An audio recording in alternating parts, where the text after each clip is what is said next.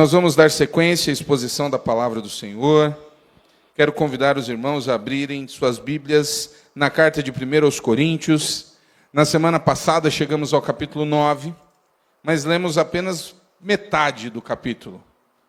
Temos uma outra parte do texto para refletirmos esta noite, daquilo que Paulo, de maneira preciosa e inspirada pelo Espírito Santo, ensinou àqueles irmãos e a nós. Então, 1 aos Coríntios, capítulo 9, a partir do versículo 14.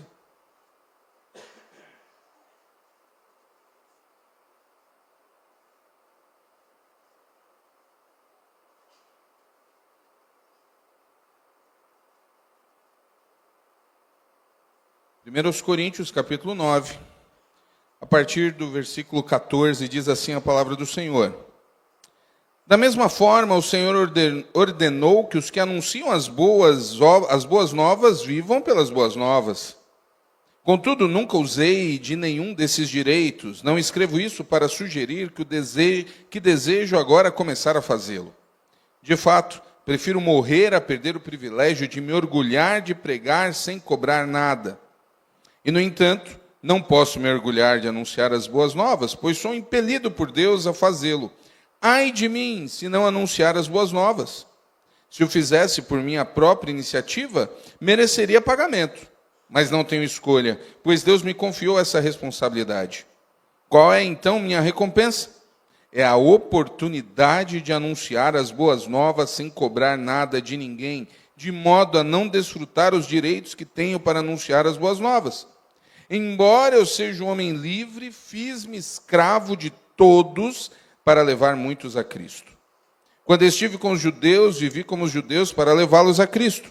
Quando estive com os que seguem a lei judaica, vivi debaixo dessa lei. Embora não esteja sujeito à lei, agi desse modo para levar a Cristo aqueles que estão debaixo da lei. Quando estou com os que não seguem a lei judaica, também vivo de modo independente da lei para levá-los a Cristo. Não ignoro, porém, a lei de Deus, pois obedeço à lei de Cristo.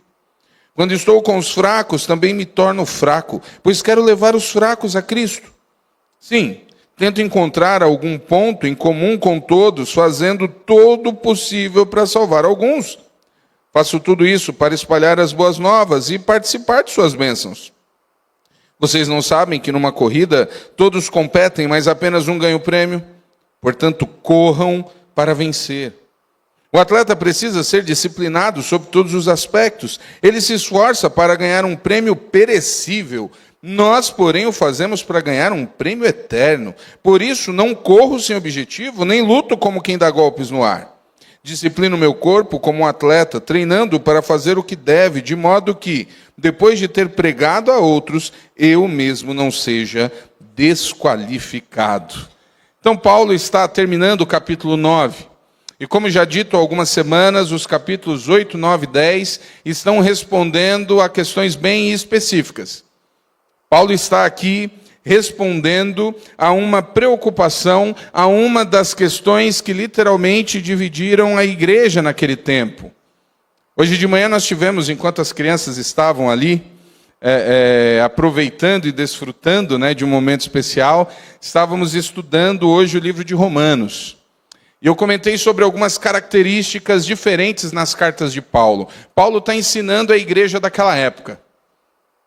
E as cartas acabam tendo tons diferenciados. Enquanto Romanos é uma carta mais teológica, onde Paulo está apresentando ali a obra de Cristo na cruz, o que Cristo fez por nós, como o nosso pecado é coberto, é pago, é perdoado pelo sacrifício de Jesus. Na carta aos Coríntios, Paulo está falando de coisas práticas.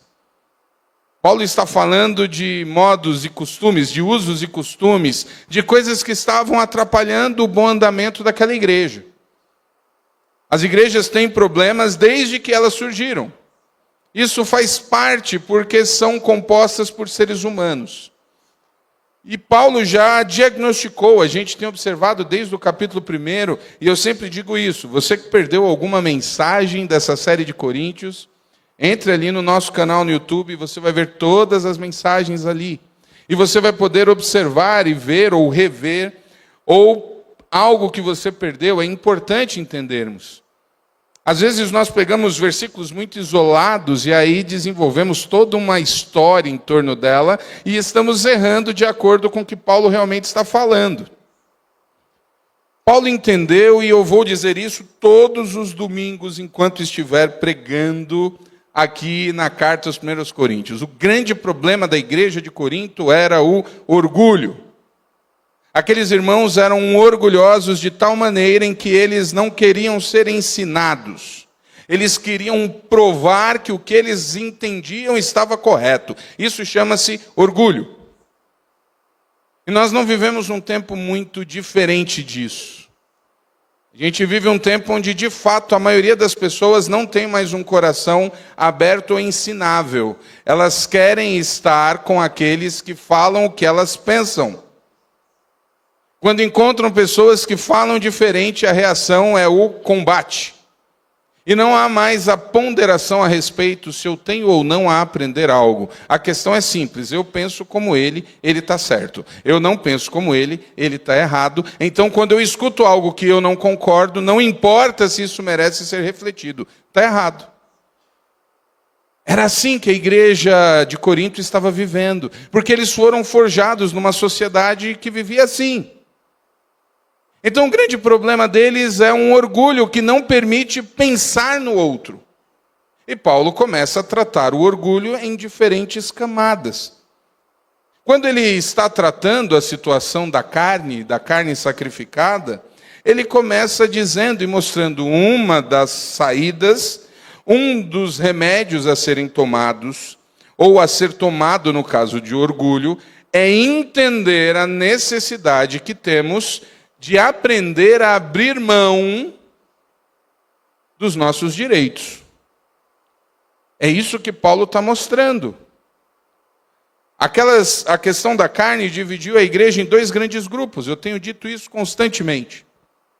Um grupo entendia que não tinha problema nenhum comer a carne sacrificada. E Paulo concordava com eles. Mas outro grupo tinha problemas. Feria a sua própria conduta, eles ainda não tinham amadurecido, eles ainda se incomodavam em comer algo que havia sido sacrificado aos ídolos, mesmo que os ídolos não existissem. Então tinha uma questão ainda de uma trava moral dentro daquelas pessoas. E o problema, e aí Paulo usa uma terminologia que ele usa nesse capítulo, no restante do capítulo 9, ele fala sobre a questão de fracos e fortes. E a nossa tendência humana é entender então que existem dois grupos de crentes, os crentes fortes e os crentes fracos. E obviamente quem está dando trabalho são os crentes fracos, porque crente fraco é um problema. Só que o que Paulo está mostrando no texto é que o problema não eram os fracos. E fracos aqui não tem a ver com quem ama mais a Deus ou não. Tem a ver com a caminhada e com a maneira como as mentes foram sendo transformadas. Os crentes mais fracos não eram crentes que amavam menos a Deus ou que pecavam mais. Eram crentes que ainda traziam algumas fragilidades. E cada um aqui tem uma experiência de vida. Cada um aqui tem um testemunho. Tem pessoas que viveram coisas terríveis, que viveram experiências muito ruins no mundo. Outros tiveram o privilégio de crescer dentro da igreja e serem protegidos, sejam pelos pais, pela própria comunidade, e não terem experimentado determinadas coisas. E isso influencia na maneira como eu quero ou não viver. E isso se aplicava, inclusive, naquela época. Algumas pessoas tinham mergulhado ou vinham de um processo de conversão onde eram profundamente envolvidas com o paganismo. Onde, de fato, acreditavam. E viveram intensamente. Então, para eles, ver ou comer novamente uma carne sacrificada em algo que eles entendiam que não valia mais a pena, era terrível. É a mesma coisa que acontece numa casa onde alguém teve uma experiência trágica com a bebida. onde o álcool foi um destruidor. Quando a pessoa se converte, seja a pessoa que foi vítima dos problemas em que o álcool ou o alcoolismo gera, ou a própria pessoa que teve problema com álcool, ela jamais considerará a hipótese de beber, por qualquer que seja a razão. E às vezes alguns que nunca tiveram problema com isso, acham ou chamam de radicalidade. Então isso tem muito a ver com as experiências pessoais. Os crentes fracos aqui em Corinto, na cidade de Corinto, eram crentes que não conseguiam admitir determinadas coisas. E se nós pararmos para pensar, talvez a gente mude um pouco esse pensamento e veja que somos muito mais apegados a algumas questões, nos tornando talvez fracos no ponto de vista da carta paulina. Mas o problema da igreja não eram esses crentes, não eram os fracos. O problema da igreja eram os fortes. Porque eram os fortes que queriam instituir ou forçar na marra os outros a tolerarem ou a se contradizerem internamente. Curioso isso, né? Quando a gente para pensar, o problema na igreja eram os crentes fortes. Porque mesmo que eles houvessem entendido da maneira correta o sentido de só haver um único Deus, eles não estavam conseguindo se importar com os outros irmãos. E o orgulho gerava um outro grande problema naquela igreja, porque eles tinham a consciência de quais eram os seus direitos, e pelos seus direitos eles faziam todas as coisas. Então Paulo começa a mostrar que no cristianismo é exatamente o contrário. Falei isso semana passada, reforço hoje. O cristianismo não é uma religião ou filosofia que valoriza os direitos pessoais de cada um. Na verdade, é o contrário. Uma das coisas que o Espírito Santo trabalha na vida do crente é o entendimento que não importa mais, quaisquer que sejam os direitos, o importante é viver para a missão que o Senhor nos dá. E Paulo começa a usar então um exemplo pessoal. Porque ele diz àqueles homens, ele diz e deixa bem claro no capítulo 8, a carne sacrificada aos ídolos não tem problema nenhum, porque os ídolos não existem. Mas,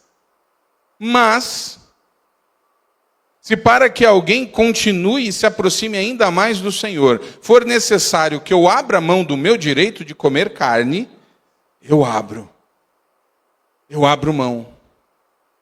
Paulo começa a ensinar àquela igreja que muito mais importante do que forçar ou vencer um debate, do que se mostrar certo em determinada situação, é pensar no bem do outro. É parar de ver o outro como um inimigo ou alguém que está contra, mas como alguém que também foi e precisa ser alcançado pelo Senhor. E aí ele começa a dar os exemplos pessoais.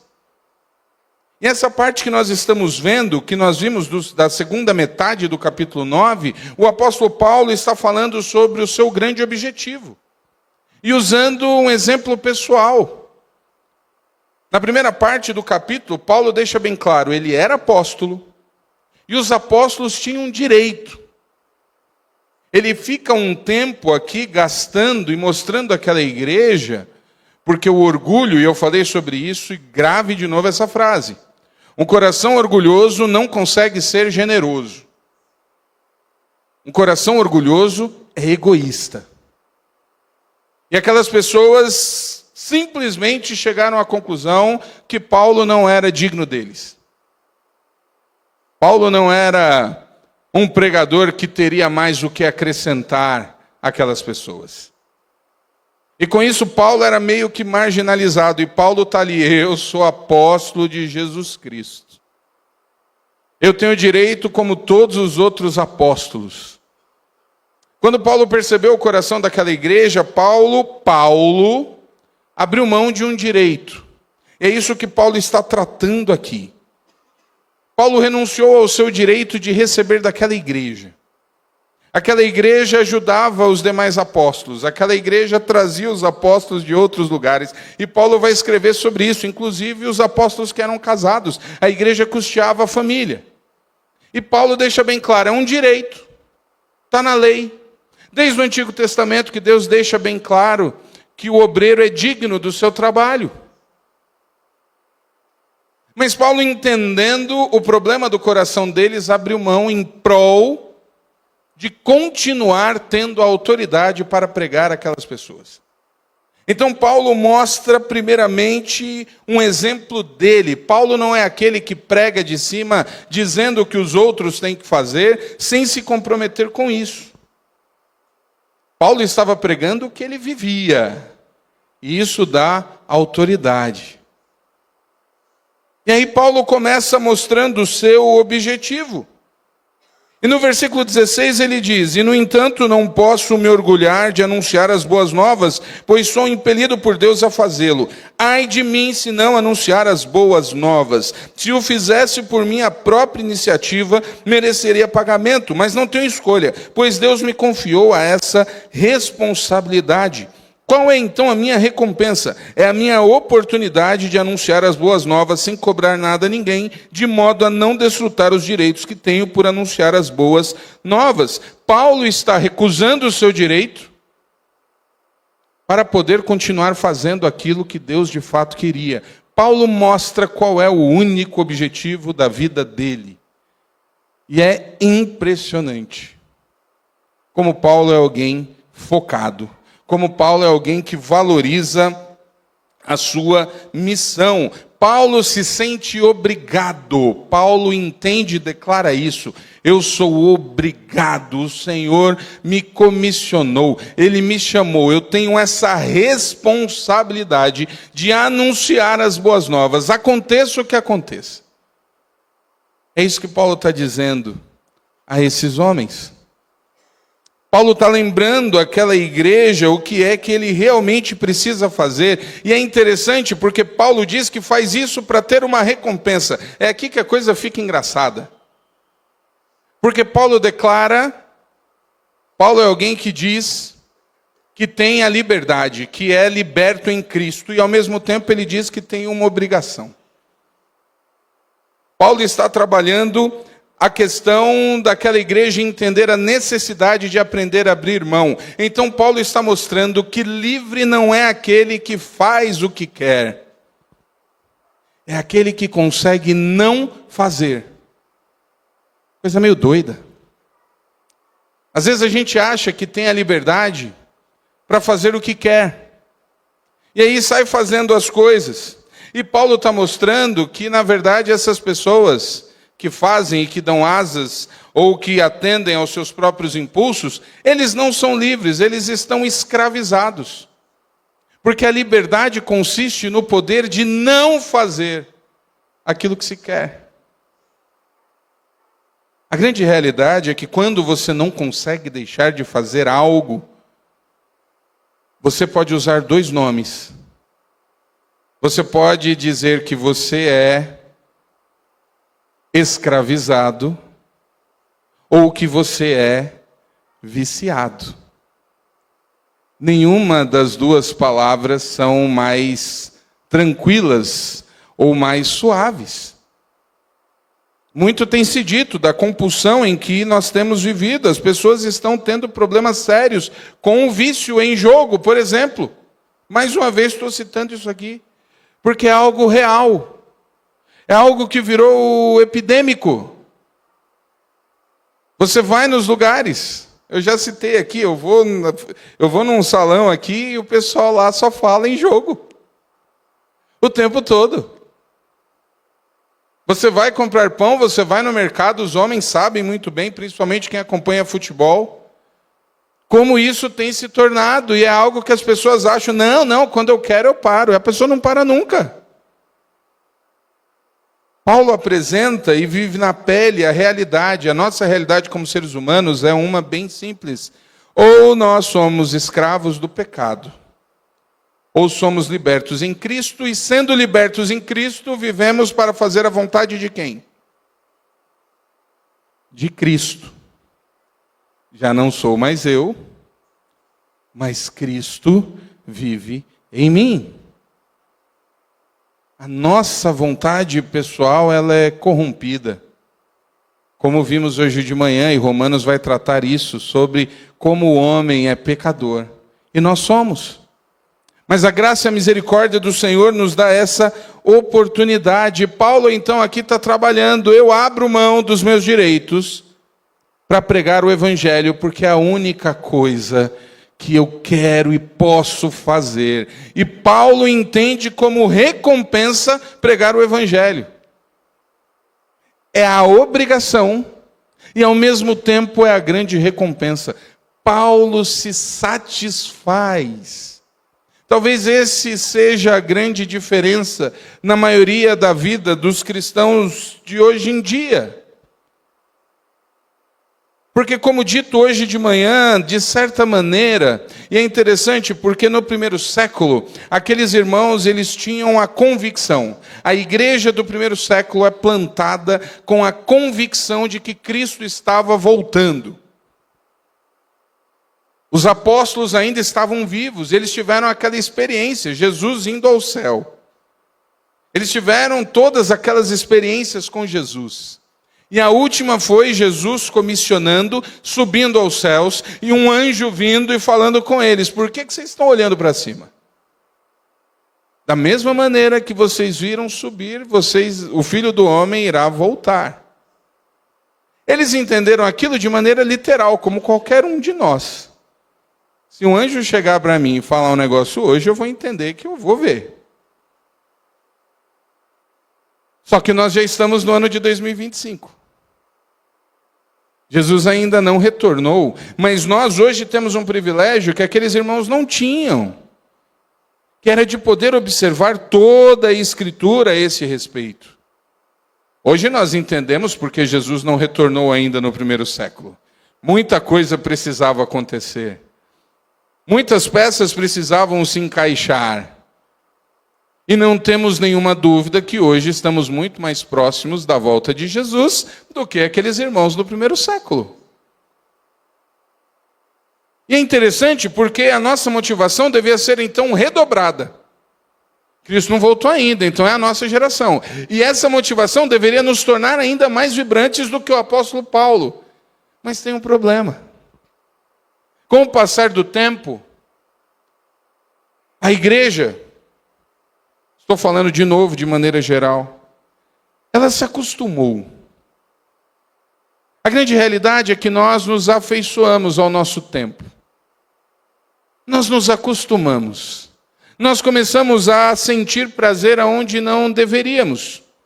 Não existe mais aquele senso de inquietude ou de não pertencermos a esse mundo. Como era o sentimento que os discípulos tinham? Como era o sentimento dos apóstolos que estavam pregando um evangelho que não tinha nada a ver com o que eles estavam, com o que o mundo vivia. E o evangelho incomodava. Incomodava a ponto deles serem perseguidos e perderem suas vidas. Mas a coisa foi se acomodando. O evangelho passou a ser modificado, as mensagens foram sendo suavizadas, e aí nós começamos a ver igrejas enchendo, repletas de pessoas que não estão focadas ou que não estão chegando diante de Deus pelo arrependimento e pelo peso do pecado, mas que estão chegando diante de Deus porque querem uma bênção, porque querem resolver um problema da sua vida. E passam a desenvolver uma relação com Deus, desse Deus que fica, à medida que damos alguma coisa para Ele, Ele dá algo para a gente, e vive uma relação utilitarista. E com isso, não existe mais a chama de cumprir a missão. De cumprir a missão, eu quero cuidar da minha vida. Eu preciso resolver os meus problemas. E é impressionante como Jesus vai alertando sobre isso. As pessoas queriam estar com Jesus. E Jesus vai chamando. E Jesus dá as oportunidades. E nós temos respostas diferentes. Jesus chega, e o chamado de Jesus é o mesmo para todos. Vem e me segue. Era isso que Jesus falava. Jesus não ficava um mês mostrando razões pela qual você deve segui-lo. Jesus não ficava apresentando o que você ganha em estar comigo. Jesus chegava e dizia, me segue. E aí os apóstolos, a resposta que nós temos nos evangelhos é que, largando o que eles tinham na mão, o que é que eles faziam? Seguiam. Jesus passava, vem, e eles iam. Parecia loucura? E era. Mas eles foram. Mas ao mesmo tempo, o mesmo evangelho retrata pessoas que queriam seguir a Jesus. E Jesus dizia a mesma coisa, então vem. Aí eu virei, mas Senhor, espera eu resolver o problema do campo lá, da herança do meu pai. Senhor, espera aí que eu vou casar. Estou para casar, só resolver isso aqui, passar a lua de mel. Tudo certo. E Jesus vai mostrando e dizendo, não, meu amigo, você quer cuidar do campo? Vai para o campo e fica lá. Talvez o exemplo mais bem sucedido, ou o exemplo mais nítido é o jovem rico, que chega diante de Jesus porque ele entende e percebe que Jesus é diferente. E ele fala, mestre, eu tenho cumprido todos os mandamentos. Porque o judeu tinha referência da lei. O que me falta para te seguir? E Jesus confirma, é verdade. Tudo certo, você está cumprindo mesmo. Só que Jesus conhecia o coração dele.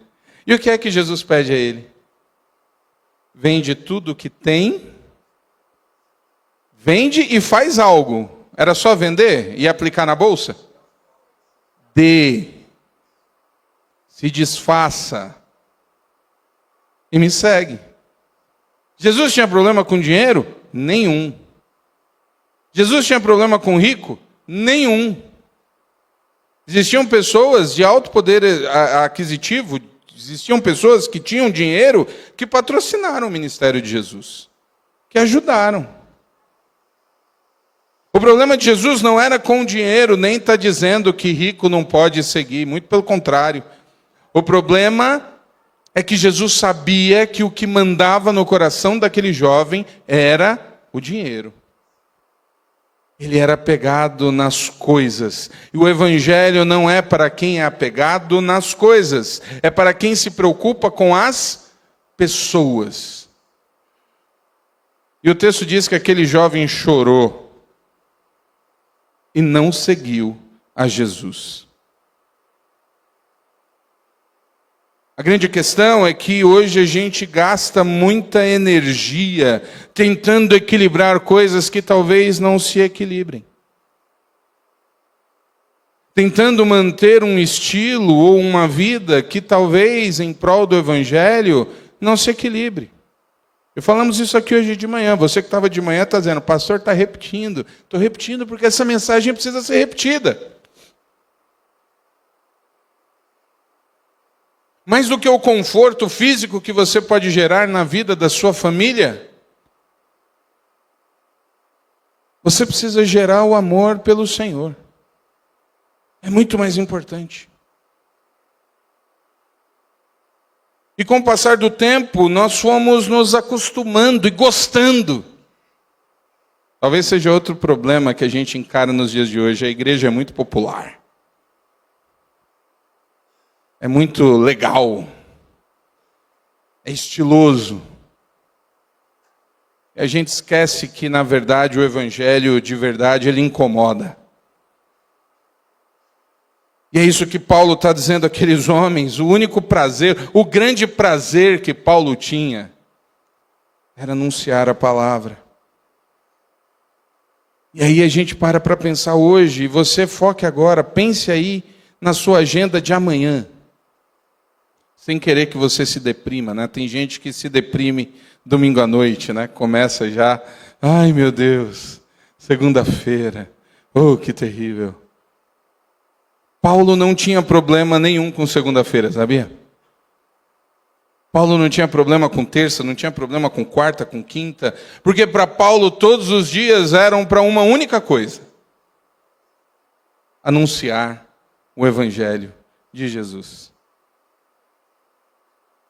É isso que Paulo está defendendo, e ele deixa bem claro: eu sou um apóstolo para todos. Ele diz: embora eu seja um homem livre, eu fiz-me de escravos. Quando aquela igreja, de maneira orgulhosa, manifestava ali o seu descaso com Paulo, eu fico imaginando uma pessoa com o histórico de Paulo ouvir daquela igreja que ele não tinha o que acrescentar. E Paulo passava por aquela humilhação, porque aquela igreja orgulhosa, difícil, povo ruim, era a igreja do Senhor Jesus. Era um lugar onde existiam homens e mulheres comprados pelo sangue de Jesus, que precisavam ouvir as boas novas, que precisavam entender o verdadeiro sentido do Evangelho, que naquela cidade corrompida, devassa, existiam pessoas que eram um alvo da graça de Deus. E aí a gente talvez tenha que comparar um pouco o quanto da nossa agenda está voltado para o que realmente importa, ou o quanto da nossa agenda está voltado para as nossas necessidades.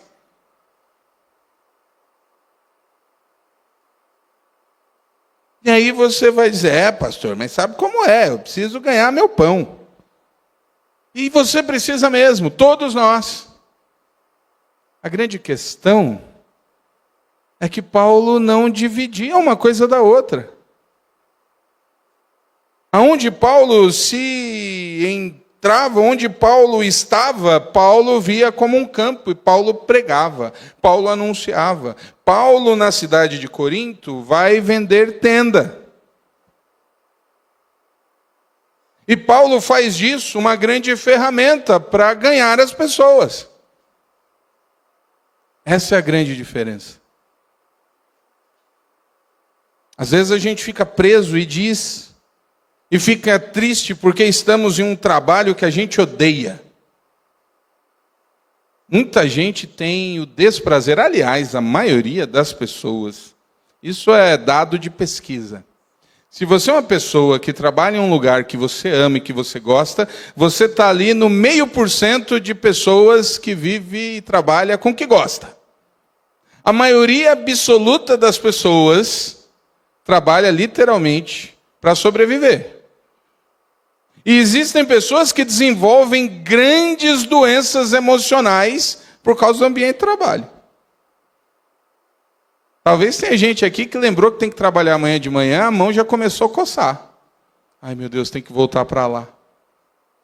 Toda hora a gente ouve falar de lugar tóxico, de ambiente tóxico, de chefe tóxico, de não sei o que tóxico, pessoas que não querem.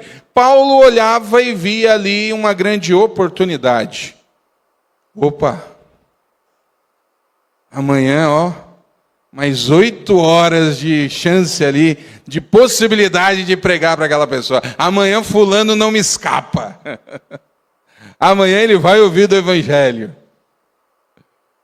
Você já parou para pensar nisso? Nos seus clientes, nos seus pacientes, nos seus alunos, como pessoas que Deus está colocando ali, forçando você a viver com elas 6, 8 horas por dia, para que elas sejam alcançadas pela graça de Deus, e você fica ali só olhando: o que eu estou fazendo nesse meio? Mudar a ótica. Parar de ver as coisas só como lugar onde você está ali tirando um dinheiro. É isso que Paulo está revelando àquelas pessoas. Eu não tenho, e vocês precisam entender, não existe nada mais precioso, mais importante do que anunciar a graça de Deus às outras pessoas. E aí agora uma reflexão para mim, para você. É precioso isso. Isso se reflete no seu dia a dia. E Paulo começa a mostrar como existem, quando a gente fala de que precisamos aprender a abrir mão de situações em prol do Evangelho, Paulo vai dizer. Paulo diz que é escravo de todos. E aí Paulo começa a dizer ali a partir do versículo 20, ele vai dizer, no 19 ele diz, embora eu seja um homem livre, fiz-me escravo de todos para levar muitos a Cristo. Quando estive com os judeus, vivi como judeus para levá-los a Cristo. Quando estive com os que seguem a lei judaica, vivi debaixo dessa lei, embora não esteja sujeito à lei. Agi desse modo para levar a Cristo aqueles que estão debaixo da lei. Quando estou com os que não seguem a lei judaica, também vivo de modo independente da lei para levá-los a Cristo. Não ignoro, porém, a lei de Deus, pois obedeço à lei de Cristo. Quando estou com os fracos, também me torno fraco, pois quero levar os fracos a Cristo. Sim, tento encontrar algum ponto em comum com todos, fazendo todo o possível para salvar alguns. Faço tudo isso para espalhar as boas novas e participar das suas bênçãos. Paulo está dizendo, eu não precisava passar por isso, mas eu passo. Eu não precisava me sujeitar a isso, mas eu me sujeito. E ele faz a diferença aqui, ele fala sobre judeu para judeu. Paulo é alguém que sabia que a lei não tinha mais efeito. Os judeus, eles tinham uma trinca de costumes, que aliás até hoje é assim, que Paulo se submete mesmo sabendo que não precisava. O judeu que era judeu, ele tinha uma questão com a dieta, com o calendário e com a circuncisão. Ou seja, ele não comia aquelas comidas que estavam na lista dos animais impuros. Existiam pelo menos 3 grandes festas que ele tinha que se fazer presente e manter e defender a questão da circuncisão, que era o sinal físico da relação com Deus. Paulo sabia que aquilo não fazia mais sentido. Mas Paulo diz aqui que com os judeus ele se submetia. Então, diante dos judeus, ele deixava de comer as coisas que os judeus comiam, para poder ter o contato, porque sabe qual é a realidade? E é algo que talvez a igreja moderna tenha se esquecido. E eu, quando estava preparando a mensagem, eu fiquei ali constrangido e falei, caramba, olha a mente de Paulo. Paulo não está propenso e nem vive querendo provar aos outros que eles estão errados. Paulo não entra em brigas com os judeus dizendo que eles são religiosos e que eles têm que parar com aquilo. Paulo quer apresentar a graça de Cristo, e é a graça que vai transformar as coisas. Paulo não criava uma guerra no meio dos judeus dizendo que eles eram idiotas porque não comiam mais aquelas coisas. Vocês não comem, eu também não como. Vamos falar do que importa. A gente perde tempo e energia demais querendo provar que o outro está errado. Enquanto o que importa não é provar que o outro está errado, porque o texto diz um negócio, porque todos pecaram e destituídos estão da glória de Deus. Não gaste energia provando que o seu amigo está errado. Apresente a graça de Cristo e deixa a graça trabalhar no coração dele. Aliás, é um dos maiores problemas que a gente enfrenta no evangelismo, principalmente quando é novo convertido. São inúmeros os testemunhos de pessoas que se converteram e que chegaram em casa e a primeira coisa que fizeram foi querer quebrar tudo quanto é santo. Já viu gente assim? Já viu testemunho? A Nívia tem uns testemunhos engraçados sobre isso. É muito comum a pessoa que se converte e vai para um debate lá e começa a dizer para o outro que não acredita, e fala assim, isso aí é tudo demônio. Meu irmão, não evangeliza ninguém assim não. Não chega ofendendo a religião alheia, pelo amor de Deus, literalmente. Porque a primeira coisa que você ganha quando ofende a crença de cada um, é a antipatia. A pessoa olha para você e ela diz: eu não quero mais ouvir nada desse orgulhoso. Porque a gente quer provar que o outro está errado. O Evangelho não está aqui para provar que o outro está errado. O Evangelho está aqui para provar que a pessoa precisa de Deus, da graça de Deus. É a graça que faz. Não podemos repetir o exemplo do fariseu que orava agradecendo: Senhor, obrigado porque não sou como este pecador ao meu lado. Faz isso não. Aprende a ouvir.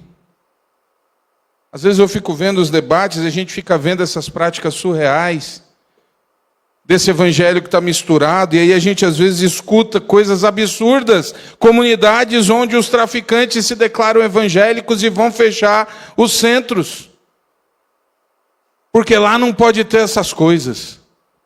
Meu querido, nossa missão não é essa. Nossa missão é apresentar o evangelho que vai transformar a vida da pessoa. A pessoa é que precisa abandonar o seu caminho e seguir a Cristo. Às vezes a gente fica: fulano não atende o meu convite. Claro. Tu vai para a casa de alguém que te ofende?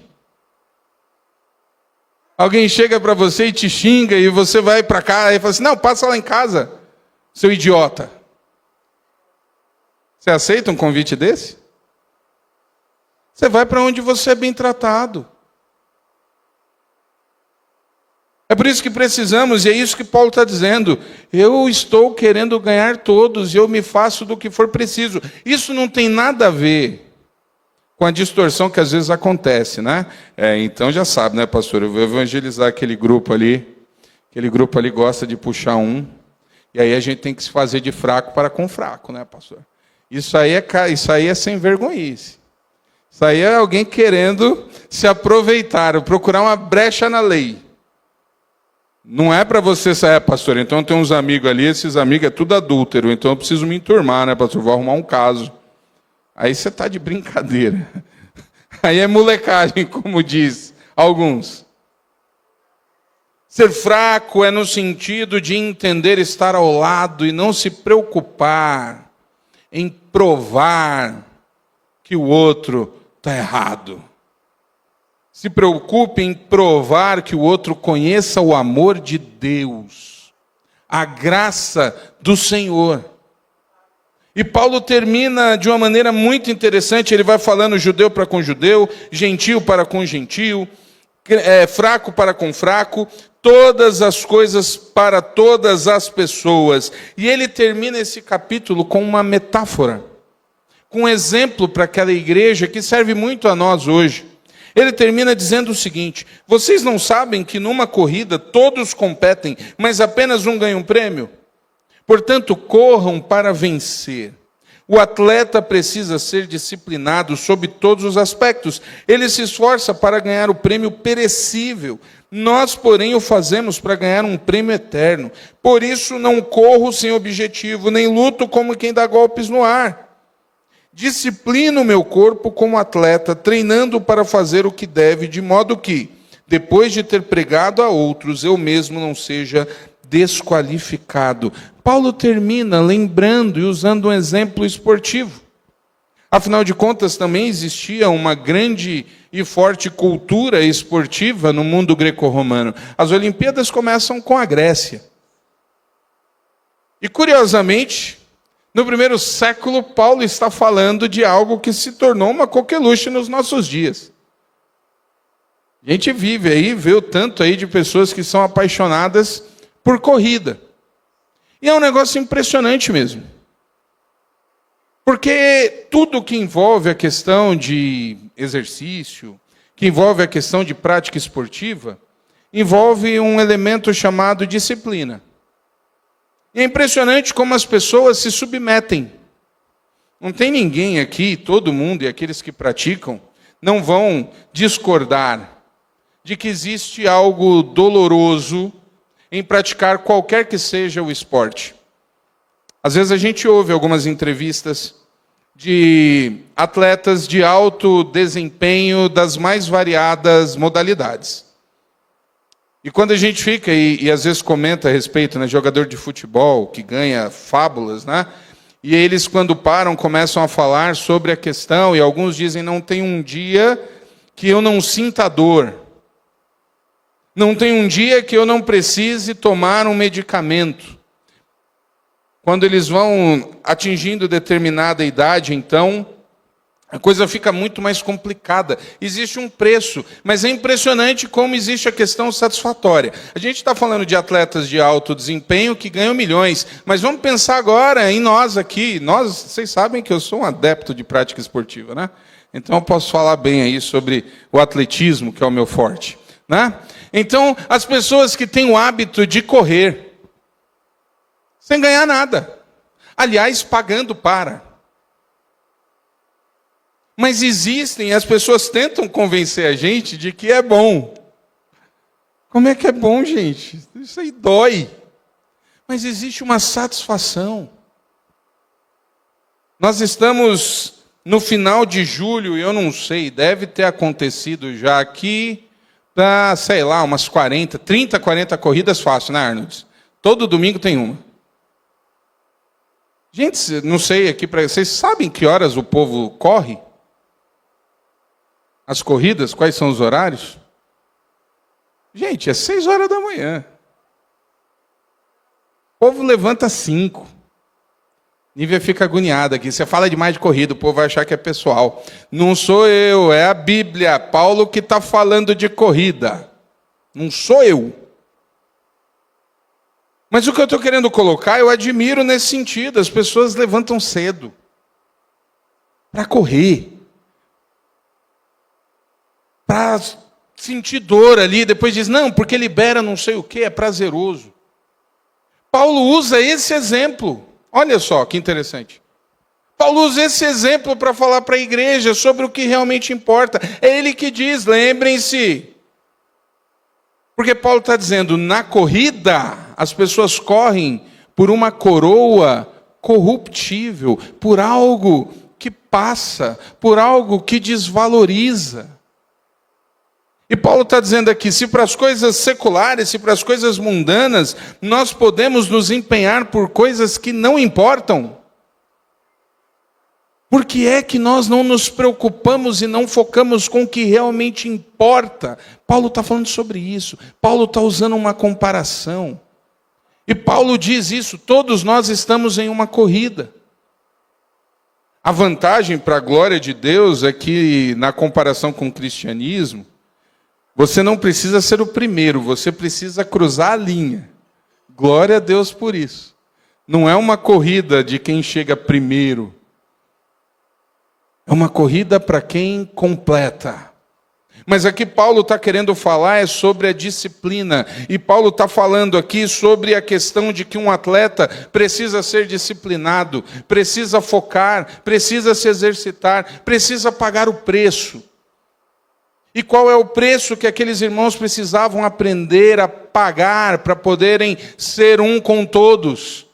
Controlar e ter a capacidade de administrar a sua própria liberdade e abrir mão do que fosse necessário para que o outro fosse alcançado pela graça de Deus.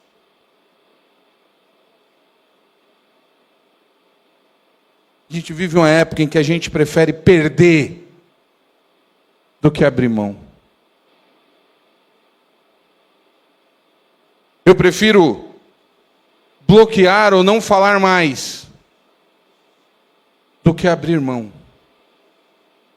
Porque abrir mão às vezes é sinal de fraqueza. E ao invés de nos preocuparmos como Paulo, nós fazemos como a igreja que cria os grupos e subgrupos que se divide, porque um quer provar que o outro está errado. Paulo está aqui dizendo àqueles irmãos o que realmente importa, e Paulo está dizendo, eu não sei fazer outra coisa. A coisa mais importante para a minha vida é anunciar o evangelho da graça de Deus. Paulo não é uma exceção e Paulo não deve ser olhado como aquele que ninguém vai alcançar. Paulo precisa ser visto por nós como um exemplo a ser seguido.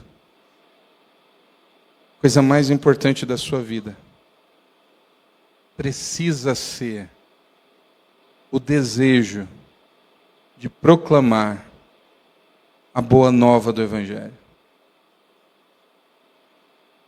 Qualquer outro que seja o ponto que está no seu coração te dando satisfação, prazer ou foco.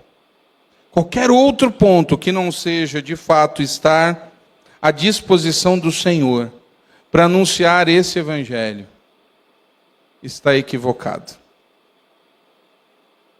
Se você não consegue sentir prazer no Senhor ou em executar a sua obra, tem um problema que precisa ser tratado.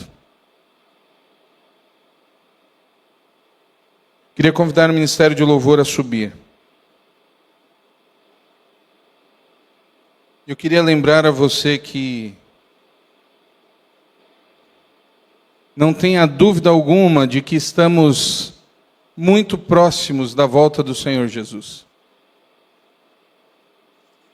De que o tempo para cumprirmos a nossa missão é cada vez menor. E quando estivermos diante do Senhor, Ele não vai querer saber nada que não tenha sido sobre a sua missão. Ele não está preocupado com suas conquistas acadêmicas, com suas conquistas físicas, com suas conquistas afetivas, com suas conquistas materiais. Ele vai querer saber como foi que você gastou o tempo e os recursos em prol do Evangelho.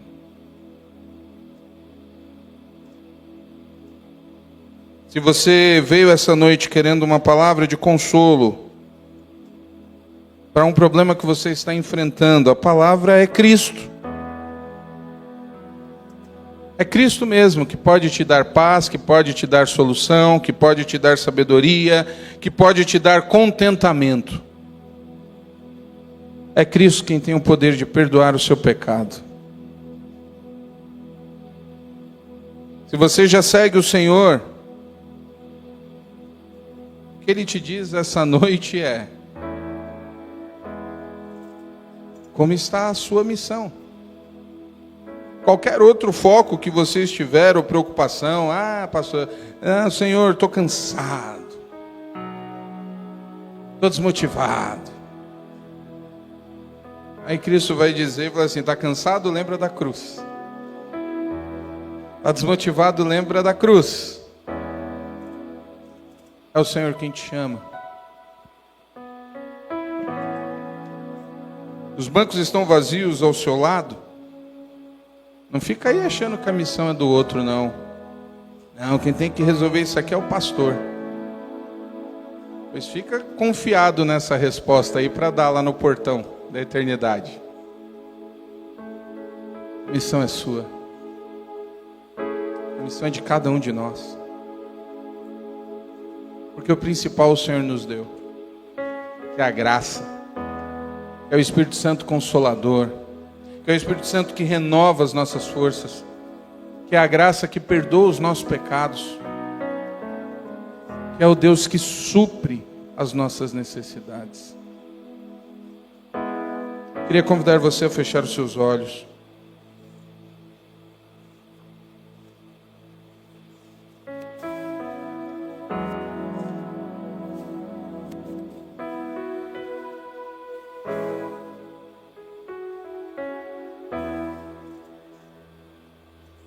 Pense um pouco a respeito de como você tem administrado e de como você reivindica os seus direitos.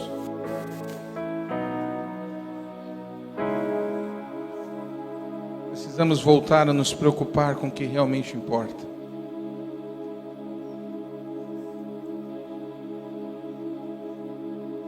Não escrevo isso para sugerir que desejo agora começar a fazê-lo. E, no entanto, não posso mergulhar de anunciar as boas novas, pois sou impelido por Deus a fazê-lo. Ai de mim se não anunciar as boas novas. Se eu fizesse por minha própria iniciativa, mereceria pagamento, mas não tenho escolha, pois Deus me confiou essa responsabilidade. O Senhor confiou a cada um de nós a responsabilidade de anunciar o amor, de anunciar o Evangelho.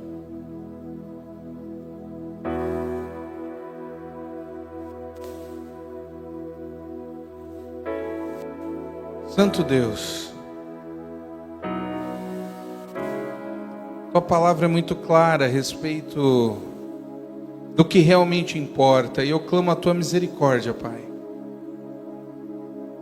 Pai, a grande realidade é que precisamos desesperadamente da tua ajuda. Precisamos desesperadamente da ação do teu Santo Espírito, nos dando discernimento, quebrantando os nossos corações, tratando o nosso orgulho. Pai, quanta energia, quanto tempo nós desperdiçamos com coisas tão pequenas, apenas para mostrar a nossa superioridade ou dar vazão ao nosso orgulho. Quebranta, Pai, o orgulho de cada coração.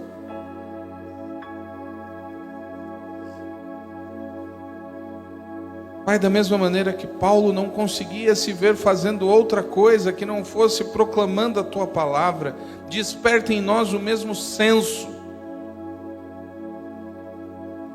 Que cada um de nós aqui possa ver naquilo que o Senhor nos permitiu, seja qual trabalho for, seja qual curso, seja qual ambiente. Pai, que os teus filhos vejam através dos pacientes, dos clientes, dos fornecedores, dos chefes, dos professores, dos alunos, que cada um veja, Pai, a obra que tem à frente. Coloca o coração daqueles que chegaram hoje, Pai, que ainda não te servem. Que o teu Santo Espírito esteja trazendo quebrantamento, convicção de pecado e arrependimento. Assim nós oramos, no nome precioso de Jesus. Amém. Amém.